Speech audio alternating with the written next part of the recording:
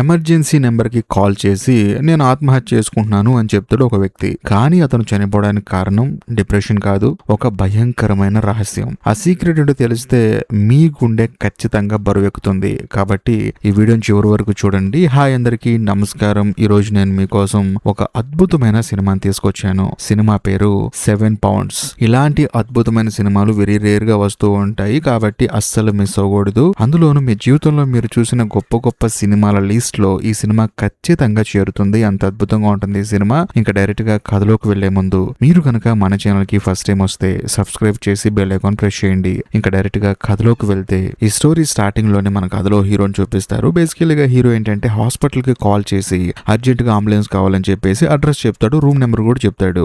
దాంతో హాస్పిటల్ వాళ్ళు ఏమంటారంటే అంబులెన్స్ ఎందుకు అని చెప్పేసి అంటారు. వెంటనే హీరో ఏమంటాడంటే ఇక్కడ ఒక అతను సూసైడ్ అటెంప్ట్ చేశాడు అని చెప్పేసి అంటాడు. దాంతో హాస్పిటల్ వాళ్ళు ఏమంటారంటే అతను ఎవరు, అతని పేరేంటి అని చెప్పేసి అంటంతో నేనే అని చెప్పేసి హీరో అంటాడు. కట్ చేస్తే కథ ఇప్పుడు ఫ్లాష్ బ్యాక్ వెళ్తుంది. బేసికల్ గా మన కథలో హీరో ఏంటంటే బాగా ధనవంతుడు అనమాట. అందులోనూ తను కంపెనీలో ఏదో ప్రోడక్ట్ కొంటాడు. ఆ తర్వాత ప్రోడక్ట్ పనిచేయట్లేదని చెప్పేసి ఆ కంపెనీ కస్టమర్ కేర్ వాళ్ళకి కాల్ చేస్తాడు. అందులోనూ తన దగ్గర పేరు ఉంటుంది అనమాట, ఎజ్రా అని చెప్పేసి కాల్ సెంటర్ లో పనిచేస్తూ ఉంటాడు. అతనికి హీరో కాల్ చేస్తాడు. కాల్ చేసిన తర్వాత హీరో మాట్లాడుతూ ఉంటాడు, మీ దగ్గర కొన్న ప్రోడక్ట్ సరిగా పనిచేయట్లేదండి అని చెప్పేసి అంటంతో ఎజ్రా ఏంటంటే చూస్తానండి అని చెప్పేసి అంటాడు. అందులోనూ ఎజ్రాకి కళ్ళు కనిపించవు. దాంతో తనకి ఏంటంటే స్పెషల్ గా ఒక మిషన్ ఉంటుంది అనమాట. ఆ మిషన్ మీద బటన్స్ ప్రెస్ చేస్తూ ఉంటాడు. దాంతో హీరోకి అర్థమైపోతుంది అవతల వైపు ఉన్న అతనికి కళ్ళు కనిపించవు అని చెప్పేసి. వెంటనే హీరో కోపం వచ్చేసి అసలు నీలాంటి వాళ్ళు అక్కడ పనికి ఎవరు పెట్టుకున్నారు, నీ కళ్ళు కనిపించిన గుడ్డోడు నువ్వు అని చెప్పేసి హీరో ఏంటంటే ఎజ్రాని తక్కువ చేసి మాట్లాడుతూ ఉంటాడు. అయినా సరే ఎజ్రా కూడా ఎంతగానో ఉపయోగపడి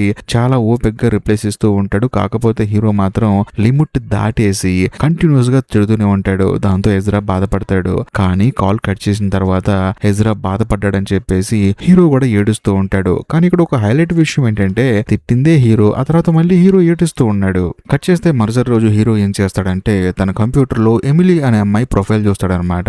ఆ అమ్మాయిని మీట్ అవుదాం అని చెప్పేసి డైరెక్ట్ గా అమ్మాయి వాళ్ళ ఇంటికి వెళ్తాడు. కాకపోతే వెళ్ళి చూస్తే ఆ అమ్మాయి హాస్పిటల్లో జాయిన్ అయింది అని చెప్పేసి పక్కింట్లో వాళ్ళు చెప్తారనమాట. దాంతో హీరో కూడా సరే అని చెప్పేసి హాస్పిటల్కి వెళ్తాడు. వెళ్ళిన తర్వాత ఆ అమ్మాయి బెడ్ నెంబర్ కూడా కనుక్కుంటాడు. ఆ అమ్మాయిని మీట్ అవుదాం అని చెప్పేసి వెళ్తున్నప్పుడు ఆ అమ్మాయి కూడా అదే లిఫ్ట్ లో వెళ్తుంటుంది అనమాట తన బెడ్ దగ్గరికి. కాకపోతే హీరోకి మాట్లాడటానికి మనసు రాదు. అలా ఫాలో చేసుకుంటూ ఆమె దగ్గరికి వెళ్తాడు. కానీ ఆ అమ్మాయి గదిలోకి వెళ్ళిపోతుంది బెడ్ దగ్గరికి. కట్ చేస్తే ఆ రోజు సాయంత్రం దాకా హీరో అక్కడే ఉంటాడు. అందులోనూ ఆ అమ్మాయి ఏంటంటే నిద్రపోతూ ఉంటుంది అనమాట బెడ్ మీద. తనని చూస్తూ ఉంటాడు. సడన్ గా ఎమిలీకి మెలకు వచ్చేసి హీరోని చూస్తుంది. ఎవరండి మీరు అని చెప్పి అంటంతో హీరో పరిగెత్తుకుంటూ వచ్చి కారులో కూర్చొని బాధపడుతూ ఉంటాడు. ఇదిలా ఉంటే మరోవైపు మన కథలో హీరో జీవితాన్ని చూపిస్తారు. బేసికల్ గా హీరో ఏంటంటే ఒక ఏరోనాటికల్ ఇంజనీర్ అనమాట. అది కూడా సక్సెస్ఫుల్ ఇంజనీర్. మరి ముఖ్యంగా తనకు కావాల్సిన డబ్బు, ఒక అందమైన భార్య, తన జీవితం చాలా అద్భుతంగా ఉంటుంది. బేసికల్ గా ఇవన్నీ ఏంటంటే అప్పుడప్పుడు చూపిస్తూ ఉంటారనమాట. కట్ చేస్తే మరుసటి రోజు మన కథలో హీరో నిద్రపోతున్నప్పుడు తనకి తన తమ్ముడు కాల్ చేస్తాడు. కాల్ చేసి ఏమైపోయారో, ఎక్కడికి వెళ్ళావు, అసలు ఎక్కడ ఉంటున్నావు, సరిగా తినట్లేదంట అని చెప్పేసి అంటంతో అలాంటిది ఏం లేదురా అని చెప్పేసి హీరో అంటాడు. అందులో కొంచెం వర్క్ లో బిజీగా ఉన్నాను, అందుకని కాల్ చేయలేకపోయానని చెప్పేసి అంటంతో హీరో వాళ్ళ తమ్ముడు కూడా జాగ్రత్తగా ఉండు, ఏదైనా ప్రాబ్లం అయితే నన్ను పిలువు అని చెప్పేసి అంటాడు. దాంతో హీరో కూడా సరేరా అని చెప్పేసి కాల్ కట్ చేస్తాడు. కట్ చేస్తే మరుసటి రోజు మన కథలో హీరో ఏంటంటే ఒక old age home plus hospital రెండు కలిపి ఉన్న ప్లేస్ కి వెళ్తాడు. అక్కడికి వెళ్ళి చూస్తే అక్కడ ఓల్డ్ ఏజ్ హోమ్ మేనేజర్ ఉంటాడు అనమాట. అతన్ని మీట్ అయ్యి ఇక్కడ ఒక పెద్దవాడిని కలవాలి, నేను ఒక ఇన్కమ్ ట్యాక్స్ ఆఫీసర్ అని చెప్పేసి అనడంతో ఓల్డ్ ఏజ్ హోమ్ రన్ చేసే మేనేజర్ భయపడిపోతాడు అనమాట. సార్ మాకు చాలా ప్రాబ్లమ్స్ ఉన్నాయండి, డబ్బులు చాలా తక్కువ ఉన్నాయండి, ఇక్కడ ఉన్న వాళ్ళకి ఏది సరిగా అందించలేకపోతున్నాం అని చెప్పేసి అంటంతో హీరో ఏమంటాడంటే మీరేం కంగారు పడకండి, నేను చూసుకుంటా అని చెప్పేసి అంటాడు. ఆ తర్వాత అదే ఓల్డ్ ఏజ్ హోమ్ లో ఉన్న ఒక ముసలావిడిని మీట్ అవుతాడు. మీట్ అయిన తర్వాత ఆవిడ దగ్గరికి వెళ్ళి ఏంటమ్మా అంతా ఓకేనని చెప్పి అడుగుతాడు. ఆవిడ కూడా ఏడ్చుకుంటూ ఇక్కడ ఏమి సరిగా లేదని చెప్పేసి రాస్తుంది అనమాట. సరిగా ఫుడ్ కూడా పెట్టట్లేదని చెప్పేసి అంటంతో హీరోకి బాధ అనిపించి ఆ ఓల్డ్ ఏజ్ హోమ్ మేనేజర్ ని కొట్టి నీకు ఇంతకు ముందు హెల్ప్ చేద్దాం అనుకున్నాను, కాకపోతే నువ్వు చేసే పనులు చూస్తే కోపం వస్తుందని చెప్పేసి,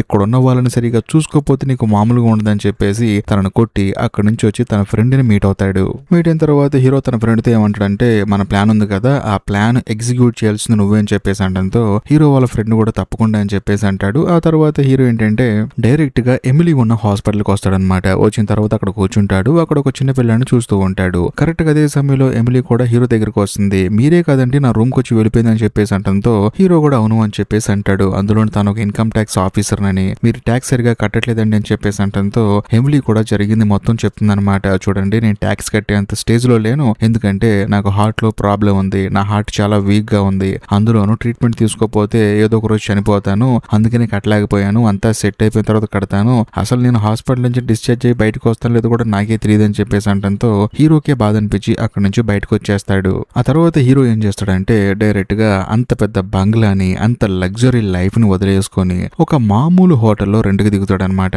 దిగిన తర్వాత మరుసటి రోజే ఐస్ హాకీ ఆడే ప్లేస్ కి వెళ్తాడు అనమాట. వెళ్ళిన తర్వాత అక్కడ ఒక హాకీ కోచ్ అలా చూస్తూ ఉంటాడు. అబ్జర్వ్ చేసి సర్లే తర్వాత కలుద్దాం అని చెప్పేసి మళ్ళీ అక్కడి నుంచి ఈ ఎమిలీ వాళ్ళ ఇంటికి వెళ్తాడు అనమాట. ఎందుకంటే ఎమిలీ డిశ్చార్జ్ అయ్యి ఇంటికి వస్తుంది. అదే సమయంలో బయట కుక్కతో ఆడుకుంటున్న హీరోని చూసి ఎమిలీ షాక్ అయిపోతుంది. ఆ తర్వాత హీరోని లోపల తీసుకెళ్తుంది. తీసుకెళ్లిన తర్వాత హీరో ఏం చేస్తాడంటే తను ఎప్పటి వరకు ఎంత ట్యాక్స్ కట్టలేదు, అందులోనూ ఎప్పటి నుంచి కట్టలేదు అని చెప్పేసి మొత్తం లెక్క చెప్తాడు. దాంతో ఎమిలీ ఏమంటుందంటే నా దగ్గర డబ్బులు లేవండి, హాస్పిటల్ ట్రీట్మెంట్ కి మొత్తం డబ్బులు ఖర్చు అయిపోయాయి అని చెప్పేసి అంటంతో హీరో ఏమంటాడంటే కాదండి, మిమ్మల్ని కట్టమని చెప్పి అంటలేదు నేను, ఇంకొక 6 నెలల వరకు మీరు కట్టాల్సిన అవసరం లేదు, మొత్తం నేను చూసుకుంటున్నాను, మీరేం కంగారు పడకండి, ధైర్యంగా ఉండనని చెప్పేసి అంటంతో ఎమిలీకి ఏం అర్థం కాదు, ఈడెవడ్రా బాబు ఇంత మంచోళ్ళ ఉన్నాడు అని చెప్పేసి. అంతేకాకుండా హీరో అక్కడి నుంచి వెళ్ళిపోయేటప్పుడు మీకు ఏదైనా ప్రాబ్లం వచ్చినా, మిమ్మల్ని ఎవరన్నా వచ్చి ఇబ్బంది పెట్టినా ట్యాక్స్ కట్టమని నా పేరు చెప్పండి, అంతేకాకుండా నాకు కాల్ చేయండి అని చెప్పేసి తన నెంబర్ ఇచ్చేసి వెళ్ళిపోతాడు. ఆ తర్వాత హీరో ఏం చేస్తాడంటే తన ఒక హోటల్ రూమ్ లో ఉంటున్నాడు కదా, ఆ హోటల్ రూమ్ కి తన సామాన్లు మొత్తం తెచ్చుకుంటాడు.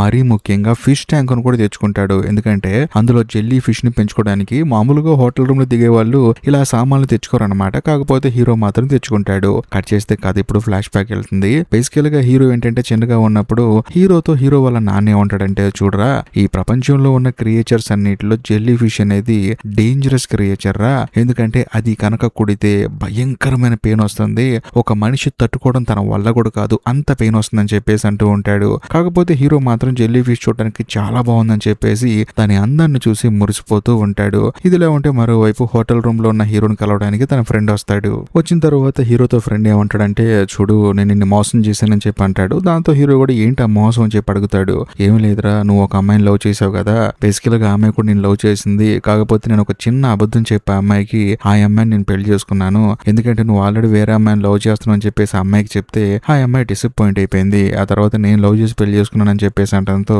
హీరో మాత్రం కోపాడకుండా ఇప్పుడు ఈ నాన్ సెన్స్ అంతా నాకు ఎందుకు చెప్తున్నావురా, నేను ఏం పని చెప్పాను నీకు, నువ్వేం చేస్తున్నావు, నేను ఇక్కడ ఏం చేస్తున్నాను, నువ్వేం మాట్లాడుతున్నావు అని చెప్పేసి అంటాడు. కాకపోతే హీరో వాళ్ళ ఫ్రెండ్ కి ఏడుపు వచ్చేస్తుంది అనమాట.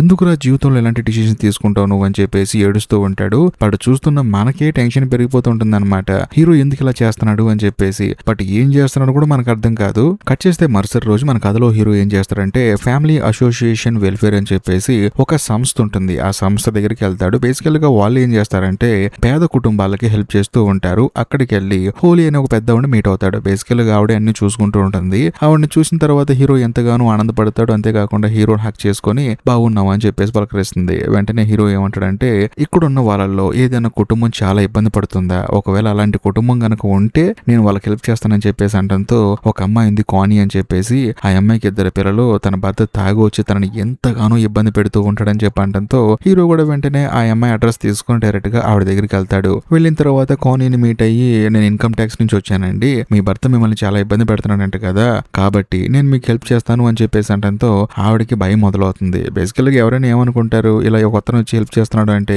మొత్తానికి అవతల వాడు ఏదో ఆశిస్తున్నాడని చెప్పి అనుకుంటుంది కదా. అందుకని ఆవిడ ఏమంటుందంటే హీరోతో దయచేసి మీరు ఎక్కడి నుంచి వెళ్ళిపోండి, నా భర్త వస్తే నాకు మామూలుగా ఉండదు, భయం వేస్తుందని చెప్పేసి హీరోని వెళ్ళిపోమంటుంది. వెంటనే హీరో ఏం చేస్తాడంటే తన విజిటింగ్ కార్డు ఇచ్చి నీకు ఎప్పుడు ఏ ఆపద వచ్చినా సరే నాకు కాల్ చేయని చెప్పేసి అక్కడి నుంచి వచ్చేస్తాడు. ఆ తర్వాత హీరో ఏం చేస్తాడంటే ఆ హాకీ కోచ్ ఉన్నాడు కదా, వెళ్ళి ఆయనకి హెల్ప్ చేస్తాడు. ఆయన మెడికల్ ఫీజులు అవ్వచ్చు వీటన్నిటిని మన కథలో హీరో పే చేస్తూ ఉంటాడు. బేసికల్ గా ఆయనకి డౌట్ వచ్చి అడుగుతాడు అనమాట, ఎందుకు ఇదంతా చేస్తున్నారు మీరు అని చెప్పి అడిగితే మీరు చాలా మంచోళ్ళండి, మిమ్మల్ని చూస్తున్నాను నేనని చెప్పేసి అంటాడు. కట్ చేస్తే మరోవైపు ఎమిలీని చూపిస్తారనమాట. తనకి ఏంటంటే ఫైనాన్షియల్ ప్రెషర్ బాగా ఎక్కువైపోయి ఏం చేయాలో తెలియక హీరో కాల్ చేస్తుంది. కరెక్ట్ గా అదే సమయంలో హీరో కూడా కాల్ లిఫ్ట్ చేస్తాడు. కాకపోతే హీరో ఏంటంటే కాల్ లిఫ్ట్ చేసిన వెంటనే తనకి తన భార్య గుర్తొస్తుంది ఎమిలీ మాట్లాడుతుంటే. అందుకని తానేంటంటే విని విని కాల్ కట్ చేస్తాడు. ఎమిలీ కూడా సర్లే ఈ మనిషి కొంచెం బిజీగా ఉండడేమో అని చెప్పేసి కాల్ బ్యాక్ చేయదు. ఆ తర్వాత ఎమిలీ ఏం చేస్తుందంటే తన కుక్కను తీసుకొని బయటికి వాకింగ్ వెళ్తున్నప్పుడు హార్ట్ అనేది బాగా స్లోగా కొట్టుకోవడం వల్ల కళ్ళు తిరిగి కింద పడిపోతుంది. ఇంకేముంది, తనని తీసుకెళ్లి హాస్పిటల్లో జాయిన్ చేస్తారు. కాకపోతే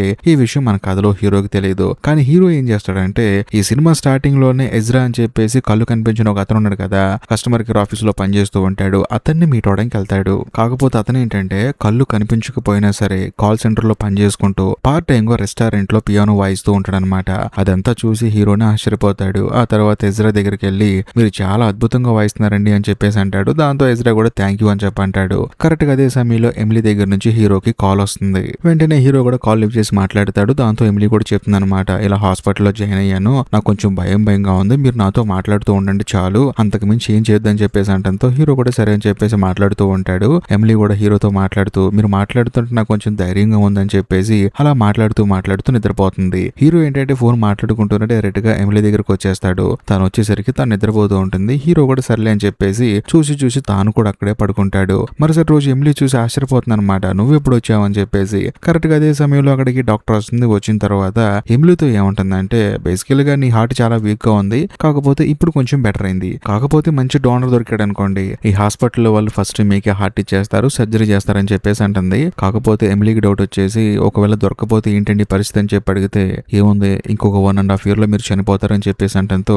ఎమిలీ ఎంతగానో బాధపడుతూ ఉంటుంది. అంతేకాకుండా హీరోకి తన పక్కన కూర్చోమని చెప్పి అంటుంది. ఎందుకంటే ఎమిలీ హీరో పక్కన ఉంటే తనకి ధైర్యంగా ఉంటుంది అనమాట. అందుకు ఆ తర్వాత హీరో కూడా సాయంత్రం పూట మళ్ళీ తన హోటల్ రూమ్ కి వస్తాడు. బట్ వచ్చిన తర్వాత సడన్ గా హీరోకి కానీ కాల్ చేస్తుంది. అది కూడా ఏడ్చుకుంటూ కాల్ చేస్తుంది అనమాట. దాంతో హీరో కూడా ఎక్కడున్నారు మీరు అని చెప్పేసి వాళ్ళ దగ్గరికి పరిగెత్తుకుంటూ వెళ్తాడు. వెళ్ళిన తర్వాత ఆవిడ ఒంటి నిండా గాయాలుంటాయి, తన భర్త తనని కొట్టాడని, తన ఇద్దరు పిల్లల్ని తనని బయటికి పంపించేశాడని చెప్పేసి అంటంతో హీరో ఏం చేస్తాడంటే తన కారు కానీకి ఇస్తాడు. ఇచ్చిన తర్వాత తన చేతిలో కొన్ని పేపర్స్ పెట్టి, నువ్వు ఏడవ మాకమ్మ, వెనకాల పిల్లలు కూర్చున్నారు, వాళ్ళు బాధపడతారు, కాబట్టి నేను చెప్పిన అడ్రస్కి వెళ్ళు, అక్కడికి వెళ్ళిన తర్వాత వీటిని ఓపెన్ చేయని చెప్పేసి అంటాడు. దాంతో ఆవిడ కూడా సరే అని చెప్పేసి అక్కడికి వెళ్తుంది. వెళ్ళిన తర్వాత అది ఓపెన్ చేసి చదివితే అందులో ఏముంటుందంటే, చూడమ్మా నువ్వు ఎన్నో కష్టాలు పడ్డావు, ఇక మీదట నీ కష్టాలు ఉండవు, నువ్వు ఏదైతే ఇంట్లో ఉంటున్నావో ఆ ఇల్లు నీదే, మరి ముఖ్యంగా నువ్వు ఏదైతే కారులో వచ్చావో ఆ కారు కూడా నీదే, ఇంకా ముఖ్యంగా ఎవరైనా వచ్చి ఈ ఇల్లు ఎవరిది అంటే మాత్రం నీదే అని సమాధానం చెప్పు, ఎందుకంటే ఆ ఇల్లు ఇక మీదట నీదే. లోపల ఒక కవర్ ఉంటుంది, అందులో ఒక పేపర్ ఉంటుంది, అది కూడా కాంట్రాక్ట్ పేపర్స్ అనమాట, దాని మీద నువ్వు సైన్ చేస్తే ఇక మీదట ఆ ఇల్లు నీదే, ఎందుకంటే నీ ఇద్దరి పిల్లల భవిష్యత్తు నీ చేతుల్లోనే ఉంది, చక్కగా మీ ముగ్గురు జీవితాంతం హ్యాపీగా ఉండండి అని చెప్పేసి అందులో రాసి ఉంటుంది అనమాట. అదంతా చదివిన తర్వాత కాని చాలా ఎమోషనల్ అయిపోతుంది. ఎందుకంటే సడన్ గా తన జీవితంలోకి తనకంటూ ఒక సొంత ఇల్లు, ఒక కారు, తన పిల్లలు పడుకోవడానికి ఒక ప్లేసు, ఎవ్వరూ రాకుండా ప్రశాంతంగా ఉండేందుకు బీచ్ ఒడ్డిన ఒక ఇల్లు అనమాట. ఇదంతా చూసిన తర్వాత కాని చాలా ఎమోషనల్ అయిపోతుంది. ఇదిలా ఉంటే మరోవైపు మన కథలో హీరోని చూపిస్తారు. ఎమిలీ డిశ్చార్జ్ అయిపోతుంది అనమాట. ఎమిలీని తీసుకొని హీరో ఇంటికి వెళ్తూ ఉంటాడు. అలా వెళ్ళేటప్పుడు ఎమిలీ ఏం చేస్తుందంటే, అసలు మీరెవరు, ఏం చేస్తూ ఉంటారు, ఎక్కడ ఉంటారు, మీరు కేవలం ఇన్కమ్ ట్యాక్స్ ఆఫీసరా లేకపోతే ఇంకేదైనా చేస్తారా అని చెప్పేసి అడుగుతున్నప్పుడు హీరో కోపం వచ్చేస్తుంది అనమాట. ఎందుకంటే సడన్ గా తనకేంటంటే ఇవన్నీ అడిగేసరికి అబద్ధాలు ఎక్కువ చెప్పాలి కదా, అందుకని ఎమిలీ మీద కోపడతాడు. దాంతో ఎమిలీ కోపం వచ్చేసి కారు దిగి ఇంటికి వెళ్ళిపోతుంది. ఆ తర్వాత కట్ చేస్తే ఆ రోజు ఒక ఈవినింగ్ టైంలో హీరో మాత్రం ఎమిలీ వాళ్ళ ఇంటి పెరట్లో పనిచేస్తూ ఉంటాడు. కరెక్ట్ గా అదే సమయంలో ఎమిలీ కూడా వెళ్తుంది. చూడు, పొద్దున కోపపడిన దానికి నువ్వు ఇక్కడికి వచ్చి పని చేయాల్సిన అవసరం లేదు, నేను నిన్ను క్షమించేసాను వచ్చాయని చెప్పేసి అంటుంది. ఆ తర్వాత హీరోని తీసుకుని గ్యారేజ్ లోకి వెళ్తుంది అనమాట. వెళ్ళి చూస్తే అక్కడ ఒక ప్రింటింగ్ ప్రెస్ ఉంటుంది. ఎందుకంటే ఎమిలీ ఇంతకు ముందు ప్రింటింగ్ ప్రెస్ రన్ చేసేది,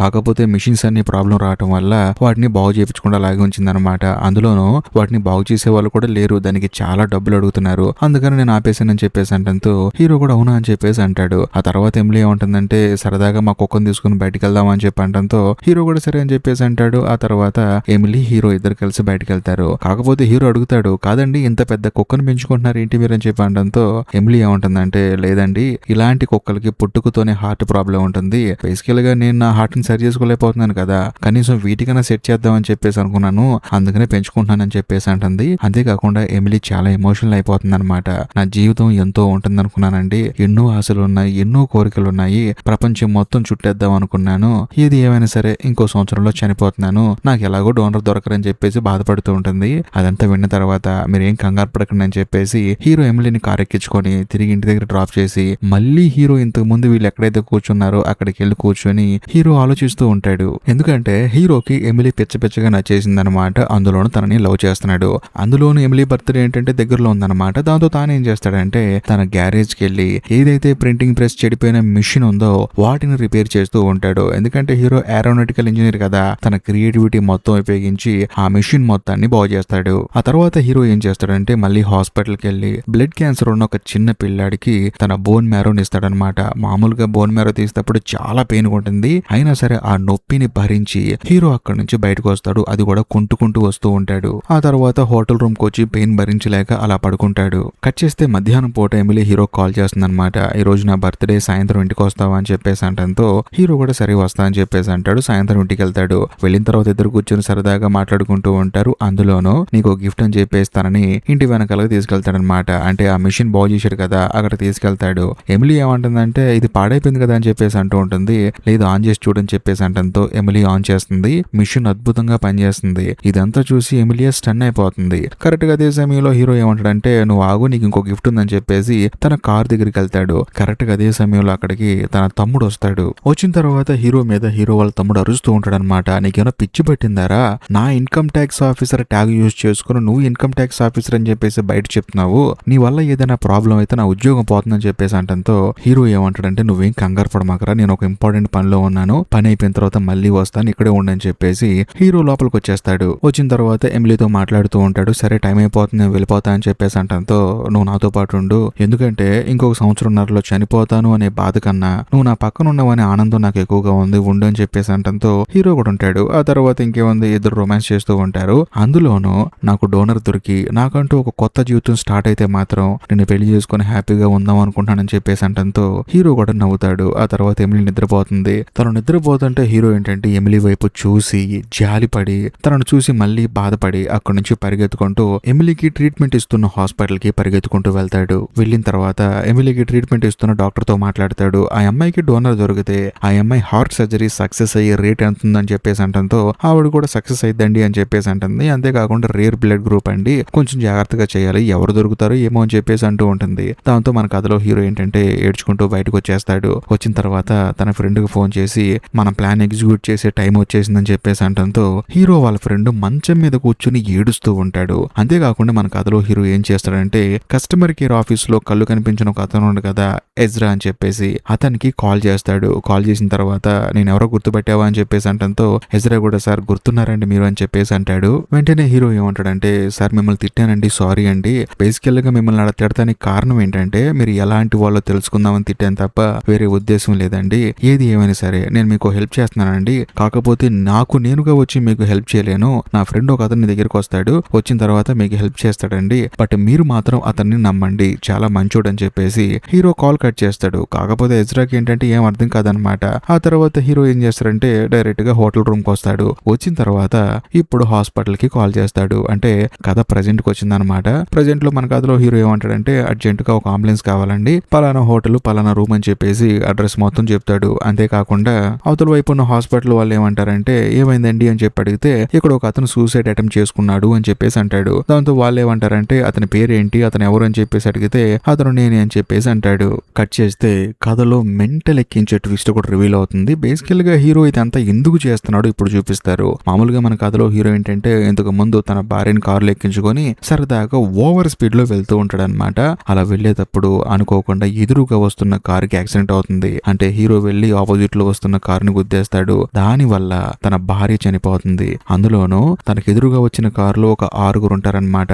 ఆ 6 చనిపోతారు. తన వల్ల 7 చనిపోయారని చెప్పేసి హీరో ఎంతగానో బాధపడ్డాడు. అందులోనూ తను ఎక్కడికి వెళ్ళినా సరే ఆ గిల్ట్ ఫీలింగ్ మాత్రం తనని చంపేస్తూనే ఉంది. అందుకని హీరో ఏంటంటే ఇదంతా చేశాడనమాట. ఆ తర్వాత హీరో ఫోన్ కట్ చేసి డైరెక్ట్ గా బాత్ టబ్ లోకి వెళ్తాడు. వెళ్ళిన తర్వాత నీళ్లు మొత్తం నింపుకుంటాడు. అందులో జెల్లీ ఫిష్ వేసుకుంటాడు. ఆ జెల్లీ ఫిష్ కరిచిందనుకోండి మనిషి భరించలేనంత పెయిన్ వస్తుంది కదా, అందుకని తనకు తాను శిక్ష విధించుకుంటాడు అనమాట. ఎందుకంటే తన వల్ల 7 చనిపోయారు, ఆ బాధ తాను కూడా అనుభవించాలని చెప్పేసి హీరో జెల్లీ ఫిష్ తో కరిపించుకుంటున్నాడు. అంతేకాకుండా ఆ నొప్పి తట్టుకోలేక తను అక్కడే తన కాన్షియస్ ని కోల్పోతాడు. అంటే ఆల్మోస్ట్ చనిపోతాడు అనమాట. ఆ తర్వాత అంబులెన్స్ అక్కడికి వస్తుంది. ఎందుకంటే హీరో కాల్ చేశాడు కదా, హీరోని తీసుకుని హాస్పిటల్కి వెళ్తారు. హీరోకి ట్రీట్మెంట్ ఇస్తూ ఉంటారు. అందులోనూ కరెక్ట్ గా అదే సమయంలో ఎమిలీకి కాల్ వస్తుంది అనమాట, మీకు డోనర్ దొరికాడు అని చెప్పేసి. కాకపోతే పాపం ఎమిలీకి తెలియదు ఆ డోనర్ ఎవరో కాదు హీరోనే అని చెప్పేసి. ఆ తర్వాత ఎమిలీకి కూడా ఆపరేషన్ చేస్తారు, ట్రాన్స్ప్లాంట్ చేస్తారు. మరీ ముఖ్యంగా వీటన్నిటిని హీరో వాళ్ళ ఫ్రెండ్ దగ్గరుండి చేయిస్తూ ఉంటాడు. ఎందుకంటే హీరో వాళ్ళ ఫ్రెండ్ కి ఆల్రెడీ తెలుసు హీరో చనిపోబోతున్నాడు అని చెప్పేసి. అందుకనే తను ఎంతగానో బాధపడుతూ ఉంటాడు. ఇదిలో ఉంటే మరోవైపు హీరో వాళ్ళ తమ్ముడు ఏంటంటే వాళ్ళ అన్నయ్య ఏదైతే హోటల్లో ఉన్నాడో అక్కడికి వెళ్ళి చూస్తే తను ఎవరెవరికి డొనేషన్ ఇవ్వాలనుకుంటున్నాడు, తను ఎవరెవరికి తన అవయవాలు ఇవ్వాలనుకుంటున్నాడు, తను ఎవరెవరికి డబ్బు పరంగా సాయం చేయాలనుకుంటున్నాడో మొత్తం కలెక్ట్ చేసి పెడతాడు అనమాట. వాటన్నిటిని చూసి తానే ఆశ్చర్యపోతాడు. అంటే మా అన్నయ్య చనిపోతామని చెప్పేసి మెంటల్ గా ఫిక్స్ అయిపోయాడు అని చెప్పేసి అప్పుడే హీరో వాళ్ళ తమ్ముడికి అర్థమైపోతుంది. అలా కొన్ని రోజులు గడిచిన తర్వాత హీరో వాళ్ళ తమ్ముడు వెళ్లి ఎమిలీని మీట్ అవుతాడనమాట. మీట్ అయిన తర్వాత తనకి జరిగింది మొత్తం మొత్తం చెప్తాడు. చూడండి మా అన్నయ్య ఇలా చేస్తుంటే నాకే ఆశ్చర్యంగా ఉంది. ఇది ఎక్కడ స్టార్ట్ అయిందంటే తనకి యాక్సిడెంట్ జరిగిన తర్వాత స్టార్ట్ అయింది. మరీ ముఖ్యంగా నాకు లంగ్స్ క్యాన్సర్ ఉంటే తన శరీరంలో ఉన్న లంగ్స్ నాకు డొనేట్ చేశాడు. నాకేదో తమ్ముడు కదా అని చెప్పి చేశాడు అనుకున్నాను. కాకపోతే ఇప్పుడు అందరికీ తన శరీర భాగాలు డొనేట్ చేశాడు. ఒక చిన్న పిల్లాడికేమో బోన్ మ్యారో ఇచ్చాడు, మీకేమో హార్ట్ ఇచ్చాడు. ఆ తర్వాత ఎజ్రా అని అతనికైతే తన కళ్ళు ఇచ్చేశాడు. అంతేకాకుండా హోలీ అనే ఆవిడకైతే తన లివర్ ఇచ్చాడు. అందులోను ఇంకో హైలైట్ విషయం ఏంటంటే హాకీ కోచ్ అని చెప్పేసి ఒక అతను ఉన్నాడు. అతనికి కిడ్నీనే దానం చేశాడు. ఆ తర్వాత కోని అనే ఒక లేడీకి తన ఇల్లు మొత్తం రాసిచ్చేశాడు. తను ఒక 7 జీవితాలను వెలిగించి తాను చనిపోవాలనుకున్నాడు. తను అలా మెంటల్ గా ఫిక్స్ అయిపోయాడని చెప్పేసి అంటంతో ఎమిలీకి మైండ్ బ్లాక్ అయిపోతుంది అనమాట. హీరో గురించి తలుచుకొని బాధపడుతుంది. ఆ తర్వాత ఎమిలీ ఏం చేస్తుందంటే ఎజ్రాని మీట్ అవడానికి వెళ్తుంది అనమాట. ఎజ్రా కళ్ళు వచ్చిన తర్వాత చిన్న పిల్లలకి పియానో క్లాసెస్ చెప్తూ ఉంటాడు. తనని మీట్ అయిన తర్వాత తన కళ్ళు చూసిన తర్వాత తనకి హీరోని గుర్తొస్తూ ఉంటాడు. అందులోనూ హీరో ఇంకా బ్రతికే ఉన్నాడు, తన శరీరంలోనే బ్రతికున్నాడని చెప్పేసి ఎమిలీ బాధపడుతూ ఉంటుంది. ఇంకా ముఖ్యంగా ఎజ్రా కళ్ళల్లో ఇంకా బ్రతికే ఉన్నాడని చెప్పేసి ఎమిలీ బాధపడుతూనే ఉంటుంది. ఇలాంటి గొప్ప వ్యక్తులు ఎక్కడ ఉంటారని చెప్పేసి ఆలోచిస్తూ ఉంటుంది. ఇంతటితో ఈ సినిమా అయిపోతుంది. నిజం చెప్పండి, ఈ సినిమా గనక మీకు నిజంగా నచ్చితే మాత్రం ఖచ్చితంగా కామెంట్ చేయండి, మర్చిపోమాకండి. ఎందుకంటే ఇలాంటి చాలా గొప్ప గొప్ప సినిమాలు ఉన్నాయి, కాకపోతే వ్యూస్ రావని చెప్పేసి చేయట్లేదు. బట్ మీరు చేయమంటే మాత్రం చేస్తాను. ఏది ఏమైనా సరే ఈ వీడియో కనుక మీకు నచ్చినట్లయితే ఖచ్చితంగా లైక్ చేయండి, షేర్ చేయండి. అంతేకాకుండా ఇప్పటికీ మీరు మన ఛానల్ ని సబ్స్క్రైబ్ చేసుకోకపోతే దయచేసి సబ్స్క్రైబ్ చేసి బెల్ ఐకాన్ ప్రెస్ చేయండి. బాయ్.